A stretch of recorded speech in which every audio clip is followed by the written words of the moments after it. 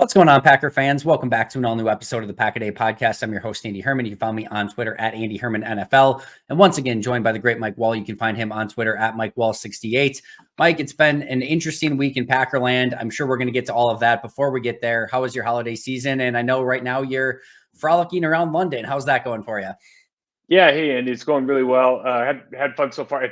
So we used to live in London, and we came. This is really the first time my family's been back. It's so crowded now compared to what it was 10 years ago that it's almost like a different place. But good to be here. We're gonna go check out an Arsenal game tonight with my son. Really excited about it. So trying to make the best of it. I'm definitely jealous of that. That sounds beyond amazing. As I mentioned, it's been an interesting week in Packerland.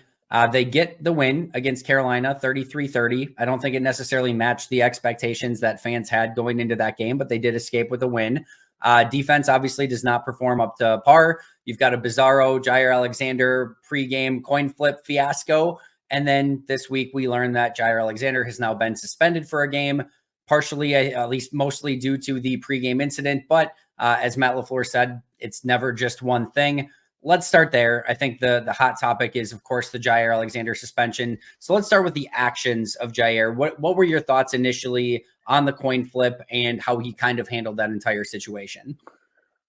Yeah, there's a lot of layers to this. I think the most important thing is, and anybody has been watching this, who's been following, if you're a fan of football, former player like myself, whatever, if you've ever been in a locker room before, you can probably guess that this is not just a one-time incident and the reason why they're suspending him. There's layers and layers of things that have been said, the actions, the behaviors. This is kind of the icing on the cake that they had to make a move. And you have to be, whether you like it or you agree with it or not, there's something to be said with them with drawing a line in the sand and saying, listen, you need to have a hard reset and we need to do it right now. And then if you're not going to do it, if you're going to come back to this and say, you guys are out on me, so I'm out on you, then it's time to go.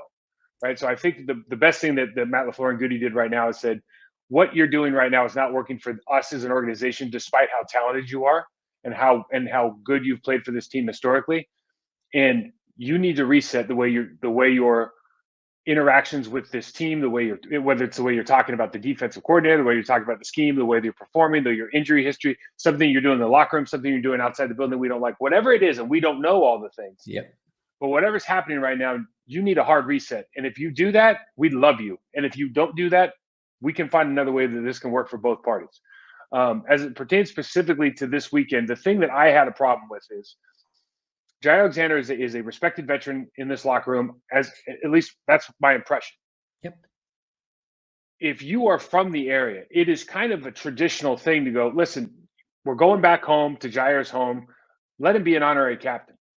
And that they didn't do it. Like you start going, there's so many questions here. Like, why didn't you do it? Like, why didn't your assistant tell you that it was his time? And if he did, why didn't you just have a conversation with your leadership council, whoever it is, and make that decision? Because if Jaire saying, listen, everybody's got my back except for the head coach, like he must have not known I was from here, but all the players have my back, blah, blah, blah, blah. Then it makes you wonder, like, well, why is that true? And if it's true, well, why not? That doesn't make a lot of sense. So this is one of those things where you obviously want all this stuff to stay in house.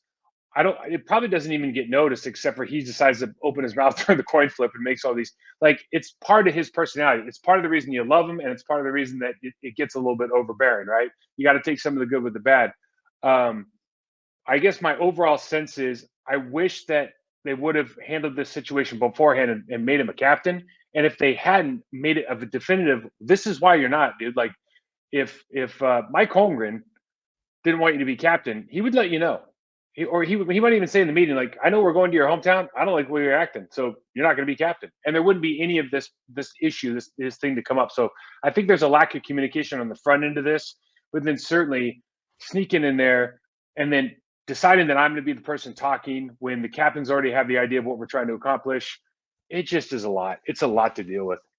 It is. It's also the least fun. Like, I think you and I probably both enjoy talking football more than we enjoy talking drama and pregame coin, flip stuff. Like, it's the least favorite part of the entire situation. Like, just talking about football in general. I love your sentiment about a line in the sand moment, and it makes a ton of sense because they suspend him for one game. And I'm sure a part of what they want their evaluation to be is how does he respond to that? There's only 2 weeks potentially left in the season, depending on how these next 2 weeks go. So to your point, if they do this suspension, and it hits home and he comes back rejuvenated, refocused, re-energized, and everything's on the up and up, then like you're awesome. You get your all-pro cornerback and everyone's back on the same page, and it's a good thing. If not, well, then you're not left asking these questions in the offseason of, all right, how is he going to respond next year? You now have your answer. He didn't respond well to the initial suspension. It didn't go how you planned. And now you have to sort of make plans for how you deal with that entire thing, whether that be via trade or whatever it might be. So I think that's a really smart observation, is like, now is probably the time to do it so you can gain that evaluation. The one thing I did like about Matt in his press conference, and I think part of it's probably coach speak, but he did say that everyone needs to learn from this situation and everyone needs to get better from this situation. Right. And to your point about, how they handled the coin flip situation, I think, if they had their 3 captains selected already, if this is something that's important to Jaire, add a 4th for the day. Don't necessarily have him be the guy that's going to go out and call the coin flip or whatever. Have Eric Wilson, who was ever designated to do that on that day. And it probably is, like I said, it probably ends up being much ado about nothing. But I think ignoring the entire thing and having it happen, now you end up with this drama. And now you end up with having to suspend your player in a must-win game against Justin Jefferson and the Minnesota Vikings. So it's messy. It's not fun. And there's, like you said, there's a billion different layers to it. I'll give you this example of, and hopefully it's not the same as far as the way everybody felt about one another, but I remember I was going into my last year in Green Bay, and I think Jason Wilding was asking me, like, what are you going to do? Like, everyone kind of knew I was going to be a big free agent. And I said, listen, there's 5 offensive linemen starting for 3+ years. I go, I'm the only one who's never been on the cover of the poster. I'm the only one that's never been nominated for Player of the Week or something. And I've certainly graded out like it deserves to. And I remember saying to him, and I was talking to Sherman, and I was basically saying, like, look, I know I get a raw deal from Larry Bechtel, from times. That's going to be fine, but I need you to show me some respect because I work my ass off.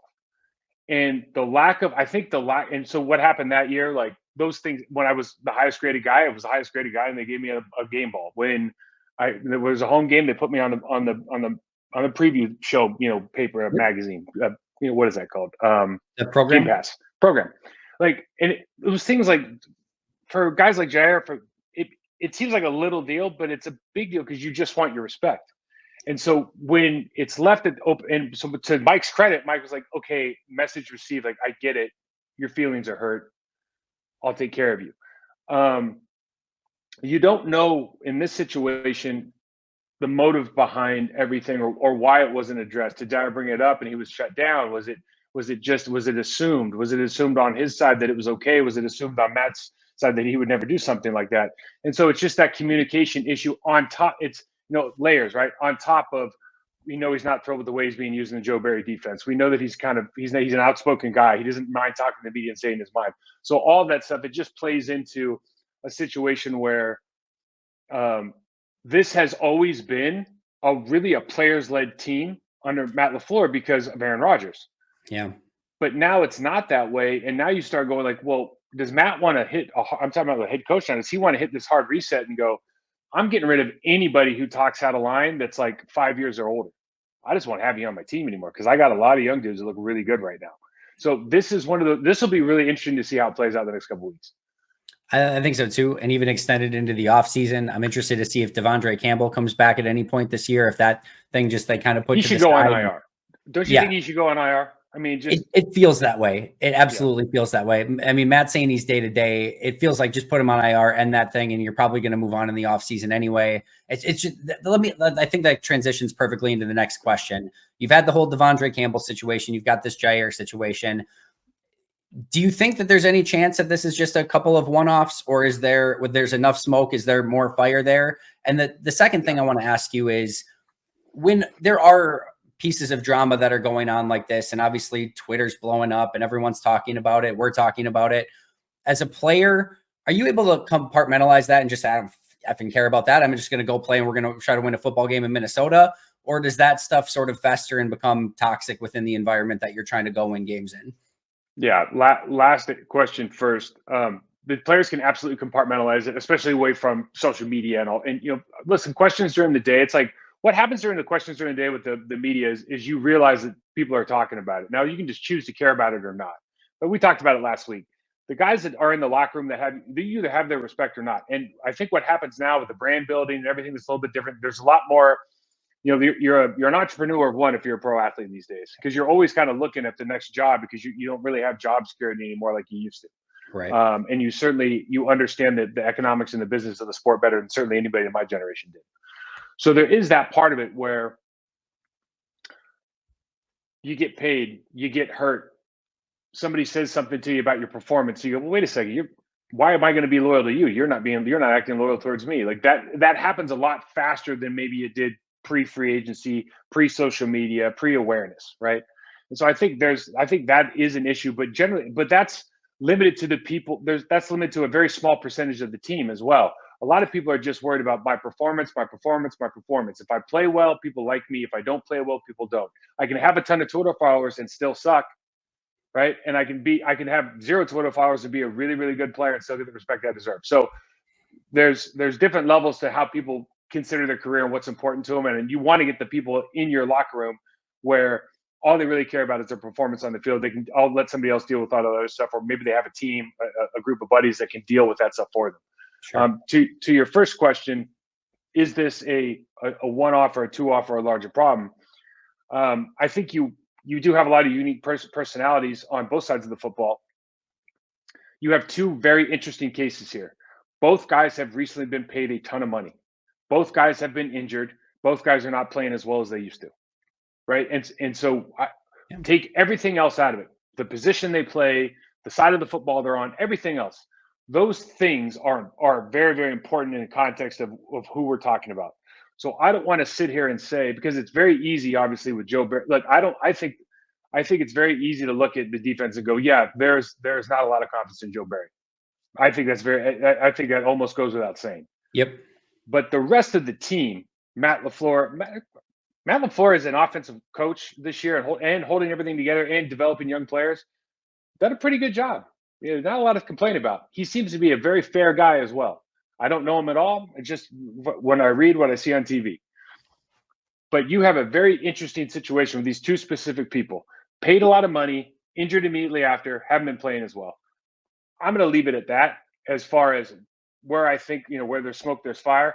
I don't know that you have a systemic problem. I do think you do have a lack of confidence in Joe Barry. I think that's obvious when you think about right before they got rid of Rasul. He's out on the field just pissed that people are missing assignments, making mistakes, that he's playing 8 yards off when he wants to be at 3, and he's shipped out. When you start looking at everybody who you respect on the team and that gets frustrated, you're going like, well, there is something to this, certainly. Just the way that this is handled nowadays, like you want all this to be as in-house as possible, all this stuff, right? The personal stuff, you want to air your personal vendetta against another player on another team, or what you're doing for a charity deal. Like, all that stuff's great. Like, building your brand is great. But as far as like team-centric stuff, like, you want to stay as in-house as possible. And when it's not in-house, you have to start looking at, like, are those very specifically those 3 factors involved? Yeah, it's well said. I think the thing that is very easy to identify is the fact that you look at the Rasul stuff, and eventually Rasul getting traded away, the Devondre Campbell stuff, the Jaire Alexander stuff, the Joe Barry stuff, the performance, it's all on the defensive side of the ball. All of that sort of outside drama is all there on defense. It hasn't really seemed to be there on offense, even on special teams to some extent too. It feels like it's at least somewhat of a symptom of just the way the defense is playing. And like you said, the lack of trust in Joe Barry and what they're doing. And it'll just be really intriguing to me to see how they address this entire defensive performance drama, all of it in the offseason. You got to think they're going to go in a different direction with coordinator. And then how does that fit with scheme? What players do they stick with? It's going to be, it feels like offense up and coming, special teams still figuring some things out. Defense needs a full refresh and coat of paint and everything else. And my guess is that's probably coming in the offseason. Yeah, I agree with you. And when you look very specifically at like the players, players that you've had kind of stem up with issues defensively versus offensively, like look at the offense. Quarterback young, wide receivers young, tight end young. Aaron Jones never going to say anything, right? Dudes wear sunglasses on the sideline. Like he's just a bad dude. He's not going to say. AJ has really no ground to stand on as far as like you got to continue to try to perform better. And then you got offensive linemen who are never going to say anything because nobody cares, right? So On the defensive side, personality-wise, different type of guy, right? Different type of personality, much more attack-minded. I'm just talking about a natural human walking around, right? And you also have veterans who have been paid that probably have larger mortgage payments, that probably have larger families. Like they're further along in their lives. Yep. And so you start looking around like, okay, my time's ticking here. This stuff's not working for me. I'm upset about it. I'm going to speak out a little bit more. That's generally what happens in all of sports. It just happens right now to be on the defensive side of the football. I just want to wrap this, part of the conversation with one thing that you said at the beginning about Jaire, and that, and part of it, like being a different personality, and you have to take some of the good with the bad. That swagger, that confidence, that outspokenness, that Jaire-ness is also what, sort of is his superpower and makes him sometimes great on the field. And you have to take some of that with some of the other stuff that comes along with it. I think that's one, really smart. And two, I think that's why this entire thing is sort of so necessary, to try to get him refocused back on being that sort of player and playing with that swagger out on the field and having that confidence and bringing that energy to everyone else. I think that at the end of the day, the hope is that this is hopefully a 1 week setback. Everyone gets back on the same page. It opens doors of communication between Matt and Jaire, and maybe some of the players on the defense again. I know Jaire had said in a media session earlier that he doesn't really talk to Matt much anymore, which was brought up in the press conference yesterday. All those things I think go into this, and I think everyone's just got to learn from it, as Matt said, and hopefully they get better and Jaire ends up being back like Jaire sooner rather than later. Yeah, I agree. And I think, again, the big deal here is you draw the line in the sand and they'll know. Like, two things happen with an NFL player right now in Jaire's situation. He either says, he either has a mentor, a family member, somebody calls him and goes, dude, you need to check yourself right now. Like, you're in a really good spot. Where are you going to go that's better than where you got it? Yeah. Right? Or he's not listening to anybody else and he's going, man, these guys just sold me down the river. They don't love me anymore. I want out. I don't like what this guy's doing. I want out. And one of those two things always happens in this situation. Not talking about specifically with Jaire, with anybody. And so if you can either okay, I need to control what I can control and stop doing this, or these guys have turned their back on me. I don't want to be part of it anymore. Either one of those is fine. And it's absolutely fine. It's unfortunate, but it's fine and it's understandable. Sometimes personalities don't mix. Sometimes you really aren't a scheme fit. Sometimes all this stuff, it does matter. Sometimes a coach is trying to do something new and you just don't fit in. That's okay. There's no hard feelings here. It's just we need to find out now. And for them to force the issue like this, I think was really smart. The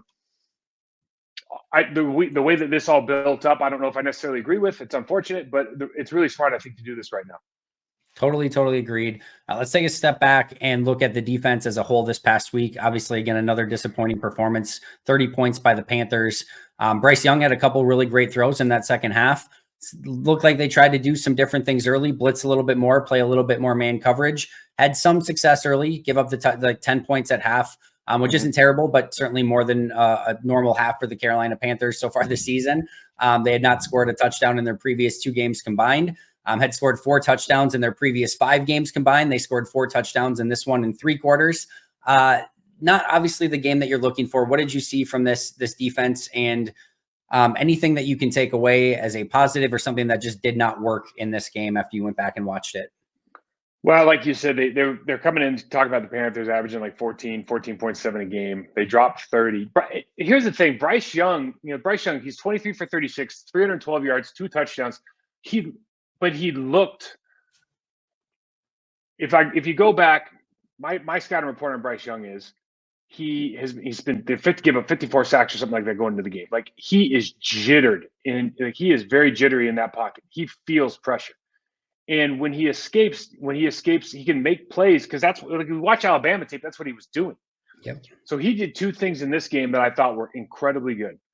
I thought he threw on time when there was open receivers and he hit them in stride. Guys made some incredible plays. Guys made some really, really. I mean, think about the Adam Thielen throw on Zaire with one hand. I mean, there's some really good catches being made and guys moving after the ball, moving after the catch.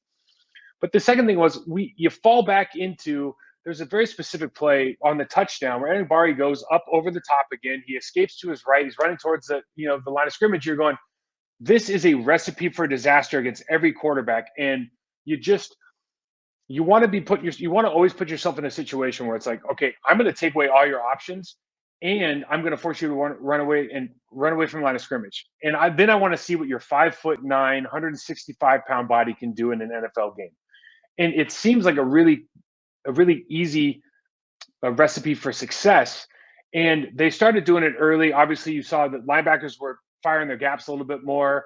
They had the 4th and 2 play, the 3rd and 2 play prior to it. They're just doing it. Lucas Van Ness had a great play on a down block. He stretched out. McDuffie made the play. They're doing a good job of bottling up the run for the most part, and they're forcing them to be a one-dimensional football team. But then you start getting back to these old, kind of bad habits, playing a lot of soft zone, then allowing that quarterback to escape towards the line of scrimmage where he has a run pass option. It doesn't seem like, for me, it always seems like there's one of like 3 very basic things that this team forgets to do in the context of, we're going to game plan and we have a great game plan. It's going to work like this. Oh, but I forgot to, hey, let's make sure the quarterback exits facing the wrong direction. Like, just very, very simple stuff. Like most teams, I always go back to pass rush plan because the quarterback really is the most important, position in this sport. If you don't have a pass rush plan for every single quarterback, whether he can leave the pocket or not, if you don't have a very specific pass rush plan that in large part make sure that these running quarterbacks, these quarterbacks that have run pass options, can't run towards the line of scrimmage, you're giving away free yards. And the other thing I didn't bring up before with Joe Barry and all the, we miss tackles. And I think I showed on my show last week, the first 3 plays I showed were missed tackles that ended up being like 20 yards of extra offense. Like, for the fans out there, think about how many yards of extra offense come after contact after this, or supposed contact on this team. You can't blame the coordinator because a guy, just like we talked about in your show last week, you can't blame the coordinator because somebody can't tackle. If you can't tackle and your coordinator and your position coach isn't teaching you how, dude, go find somebody that is. Spend extra time after practice or before practice. Like, you have time in your life to learn how to do your job. It's not just the responsibility of the coaching staff. If the coaching staff, you want to blame and fire, bring another coach, have been fine. It doesn't alleviate the problem that you can't tackle, you can't run fit, you don't know your assignments. That part of the job is always going to be 100% on the players. The coaches are there, sure. You're the one who has to go jump on the field and work, man. Like, it doesn't work if you don't put in the time. And that's the frustrating part, I think, about this whole conversation with the defense and everything. Is like, at the end of the day, you just make some tackles, you don't have a problem. Yep, and I've been on that same page as well. I think there's definitely frustrations with the scheme and the play calls, but there is a lot that is going wrong from an execution and player standpoint as well. Was it the first or second play of the game where Anthony Johnson Jr. comes up to make the tackle on the little flat, and it should be a 1 yard gain, and it ends up being, I think, 9 yards on the play instead? It's just 9 yards. It's first play of the game. Yeah. Yeah, you just go. And you bring up the Enigbari one. It's a 2nd and 9 or a 2nd and 1. Which one would you like? You know what I mean? The Enigbari one too. I think that was the touchdown against Stokes in the back corner of the end zone. Is that like, and Stokes, and everyone's mad at Stokes. And I was just gonna say the same thing. Cover him for 8 seconds because you let him roll out. It's like, are you kidding me? You know how hard that is? I was gonna say the exact same thing. Everyone's pointing at Eric Stokes on that play. I'm like, man, he's got it completely covered for what should have been the entirety of the play if the quarterback's not allowed to escape out to his right, to his throwing side. And then the quarterback still has to throw a perfect seed on like the back corner of the end zone, and the receiver makes a good play. It's like, man, I'm right there with you. Those things are definitely frustrating. And this edge rusher group is at its best usually when they're collapsing the pocket. And we saw it against DeVito a couple of weeks ago. How many different times where you don't have the rush lane integrity, he's stepping up, getting outside, either making plays with his legs or extending the play and making plays with his arm. If they just trap that quarterback, especially Bryce Young, Tommy DeVito, things get a whole heck of a lot easier, and you're not allowing some of those big plays either via run with the quarterback scrambling or a couple of those touchdown plays, both against the Giants and the Panthers, even some against Tampa Bay. It's like all the same issue. And those are the things that are frustrating too, that they're not getting fixed. And whether it's players, coaches, whatever, man, if they can just keep a little bit better contained and collapse the pocket, it's a totally different defense. And the hard thing, it's really hard because we say that, and then you get into the game and you're like, everybody wants to eat and they want to win, right? So you want to have a two-way go. You don't want to build a wall. You don't want to do all this stuff. But there are guys on your team where you're like, Rashawn Gary's got a much better chance of winning than, I don't know, let's say TJ Slayton in pass rush. So you can say, hey, TJ, you're bull in the center on this play and you're spy in the court. You're going to be our spy and you're going to go where he goes. And everybody else, you can go wherever you want.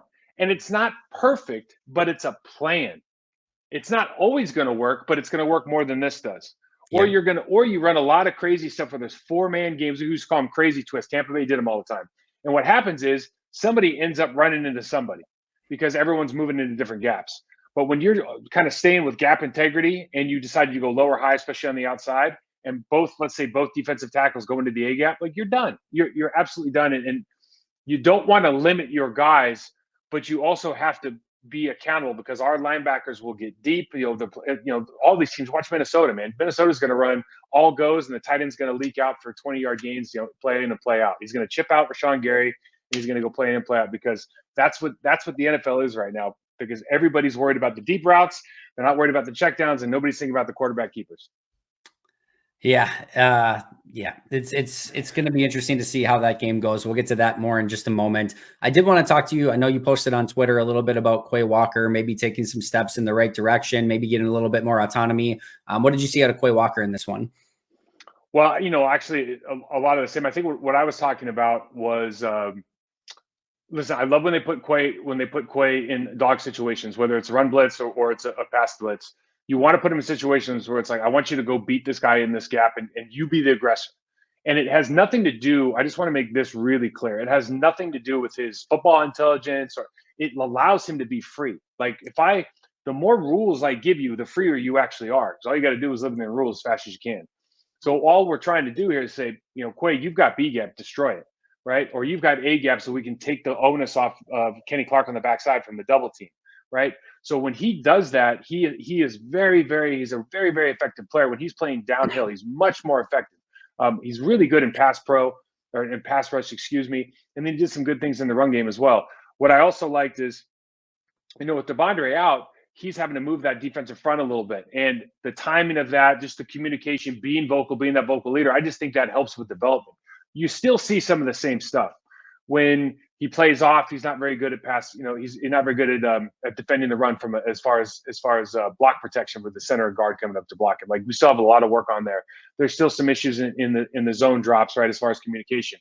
But you do like to see, again, as Matt LaFleur on the offensive side has found a way to utilize people's best skill sets or has continued to develop that. You want to see on the defensive side them to continue to help Quay develop into the elite player that he can be by maybe putting him in situations where he can use his athleticism, he can use his aggressiveness, and he can become more of a vocal communicator and leader in the course of developing his entire defense. Yeah, he's still an interesting player. A lot of these young linebackers take a couple years to get their feet underneath them, hoping there's still kind of a breakout for Quay, especially in year 3. I think we are seeing some signs of progress, and I do like how you're using him a little bit more as an aggressor and as an attacker, and I think that's something that can pay off well for him moving forward. I want to switch to the other side of the ball. A player that I know, Mike, you and I usually like to kind of drill down into some of maybe the less obvious stuff. This one's fairly obvious, but when Aaron Jones has a game like that and is able to play, just get the 20, I think he had 21 rushes, 3 targets, something like that. So, 24 potential touches. He's just an absolute game changer. It sucks that there's really only, in my opinion, the second game where we saw a heavy dose of a healthy Aaron Jones. And even the first one against Chicago, he had to go out like the third quarter. And it just changes everything on offense for Green Bay. Yeah, he's lighter fluid. I mean, he's definitely lighter fluid for this offense. I just don't know. You think about the 30-yard gain he had off of I think Elgton Jenkins pulled. They dropped everybody down. He pulled around, blocked out, and then basically they were just trying to make the corner make the play. And you see that exact same play again. You can literally in any tape in the NFL.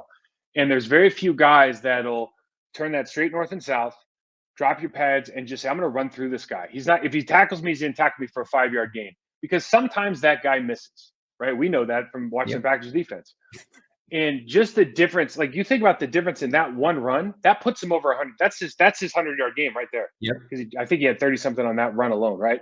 So when you think about the big play opportunities every time he touches the football and what that does to your offense, like, as good as AJ is, as much as I like AJ, if you could just get him to average 4 yards a carry and it was literally 4 yards every carry, you'd be thrilled, because he just doesn't have that big play potential in him. He's going to have a couple plays. I know he had a 40-yard run this year, but if you just think about how many game-breaking plays does that guy have, it's not that many. Whereas Aaron Jones, first 2 runs of the game, out the gate, right? And then he has this, 7 plays later or whatever, he goes off the right side and just has another big play. So what that does for your offense, like the anticipation from the offensive line, from the tight ends, man, if we hold this block just an extra second longer, we all know what this guy can do. It just adds this dimension and this level of, I think, aggressiveness and confidence that permeates throughout the entire offense. You see a difference in the way these guys go about their business when Aaron Jones is in the game. And I think that's just because of the appreciation of who he is and what the capabilities he brings to that offensive line, that running game in particular. Yeah, it's just a game changer. And I think the defense obviously has to honor that a bit more, which hopefully opens up more play action opportunities. It's just, we always talk about force multipliers, like he's an individual force multiplier for that offense and just opens up everything. And maybe one day we'll actually see an offense with Aaron Jones and Christian Watson and Jaden Reed and Dontavian Wicks and Luke Musgrave and Tucker Kraft and all of these guys actually playing together. That would be a lot of fun. And it would be interesting to see, just how they utilize all those playmakers. But we'll see if it maybe gets there this week, I don't think Watson and at least is trending right. Dontavian Wicks hasn't practiced yet, so probably not. But maybe that final week of the season we'll get there. But those guys are a ton of fun to watch, and when Aaron's out there, it absolutely changes everything. Let's look ahead to Packers Vikings. Your thoughts on this game? Any key matchups and what you're going to be watching for? I like the Minnesota Vikings. I really like them on defense. I think they're averaging a little less than 20 points a game on defense, 320 yards a game. They're giving up less than 100. I can't remember the number. They're giving up less than 100 yards on defense right now. I think that there's really 3 keys to victory in this one. One goes back to this defense that we're talking about with Green Bay. You have to be able to communicate. There's going to be they run a lot. Like Nick Mullins is not Kirk Cousins. And the biggest difference between Nick Mullins and Kirk Cousins is he holds the ball in the pocket too long. Like he doesn't throw on time. He doesn't have great pocket presence. Kirk Cousins gets rid of the football when you think he's going to get whop-a-lop. This guy just will hold it. He'll take sacks. He'll take hits. And he's not really good at the deep ball. Like he's not connecting on some passes. He actually gave up 2 picks last week on passes that should have been big play completions. So you're going to have your opportunities there, but you have to be able to communicate. Minnesota's going to motion a lot. They've got a ton of guys hurt. So what are you going to do? You're going to make this as easy as possible for Nick Mullins. Motion, overlap offense, overlap with bunch looks, and when I say overlap, I mean you're taking a receiver, you're putting him behind the receiver on the snap of the ball, and then bringing him back outside so that you switch responsibilities in zone coverage. You have to be able to communicate and execute against a team that has all these guys hurt. I think Hawkinson's going to be out. Jordan Addison's been out. The right tackle's out. They traded away their running back. Their quarterback. Their first 2 quarterbacks haven't. One's hurt. One didn't pan out. Talking about Josh Dobbs coming over. So you don't want Nick Mullins to look like Kirk Cousins. And really, I don't think that can happen with this team unless you don't communicate defensively. Number 2, more Aaron Jones. Right? He rushes for over 120 on the ground last week. Like I said, he's a lighter fluid on this team. I think they're really good up front. Obviously, Danielle Hunter's been playing really good. Harrison Phillips has been playing real well. Jordan Hicks had a couple plays last week that are going to be on his all-time highlight reel. Like this team is playing really well up front. Harrison Smith is everywhere. You have to get into second and manageable, third and short plays against this defense. You don't want Brian Flores in that loud Minnesota Vikings stadium with a young quarterback and a young receiving group to be able to get as loud as possible, as frenetic as possible, and be in third and long situations all day. I just tell you firsthand, it sucks. So, those 2 things are really important, I think, for this game. And then, obviously the third one goes along with the defense. It's just, can we pressure Nick Mullins? He doesn't seem to have the anticipation in this offense yet, like a Kirk Cousins did, right? So what you really want to do is you want to get him into situations where he's having to look at his second and third guy, because we can get to this offensive line. Even as good as Christian Darrisaw has been, like he's shown on tape that he can be beat. Preston Smith had some success against him in more recent matchups. So I'm looking for a lot of pressure in this game at the tackle position. I think Rashawn Gary's going to have a big game. They're going to chip out with their Hawkinson's on in with their next tight end. They're going to chip out and release. But, we have to find a way to get those guys involved and get pressure, get Nick Mullins on a second and third look. I think you can pressure him and really disrupt the passing game. Because, Andy, they don't have a running game. They don't even try to run the football. No, not at all. This is not a game. And to be fair, there's not a lot of great stuff to talk about defensively for Green Bay. They've been better against the run. Chuba Hubbard and that Panthers, actually, like the rushing attack, Hubbard and Sanders were at like 2.4 yards per carry. Tampa and the actual like run game. I know the Rashad White had the big game in the passing game, but I don't think he had like a massive game running the football. They've actually done better. Even Saquon, there was a couple runs late, but up until that point, they had really played really well. They played really well. Yeah. So they're actually doing better against the run. Hopefully that you can't all of a sudden let that be a regression in Minnesota to somehow have a crazy game running the football. Last thing I want to ask you, there's been some chatter about potentially not going with Nick Mullins, that they may go with Jaren Hall, the rookie, or potentially go back to Josh Dobbs. Does that change anything for you if it's either the rookie or Dobbs at quarterback with how they have to go about attacking the quarterback defensively? No, because I think, when you watch this, I think Kevin O'Connell's a really good coach. I think offensively, he's really, like, you watch their stuff, it's really good. And, he's smart. What he's going to do, he's going to try to cut the field in half. They do a lot of under center play action where he turns his back, and it makes it so when the quarterback turns back around, he's got one guy to read. You're not worried about, is it cover six, is it quarters, is it too flat? What is it too spike? What are we doing? You look at if it's this guy, you throw here. If it's that guy, you throw there, and it becomes a very, very fast progression. When you go drop back, like Mullins can throw the ball. He had some deep completions last week, but he also has a lot of misses. So I would imagine if they take him out of that offense, they take him out of the offense and put a rookie in, you're just going to see a lot more fast plays. Look, they're going to try to get the ball in Justin Jefferson's hands as often as possible. They don't really have a lot of other weapons right now that are healthy. This Minnesota Vikings team is really, really good. I love KJ Osborne. He had a good week last week, and he's continuing to evolve as a player. Like, I think they're really good, but you're missing a lot of dudes. And I think the right tackle position in this particular game could be a big thing if Quessenberry is going to go instead of O'Neal. So when I'm looking at this game, like, regardless of the quarterback, if it's not like it's Kirk Cousins is up here, and this is for all the Kirk Cousins haters. Like, I've never been a really big fan, but you're seeing like what a big difference it's he's here and everybody else is like way down here. So whether it's Dobbs, whether it's Mullins, whether it's some rookie, I don't really know that it matters as far as how you're going to approach this game.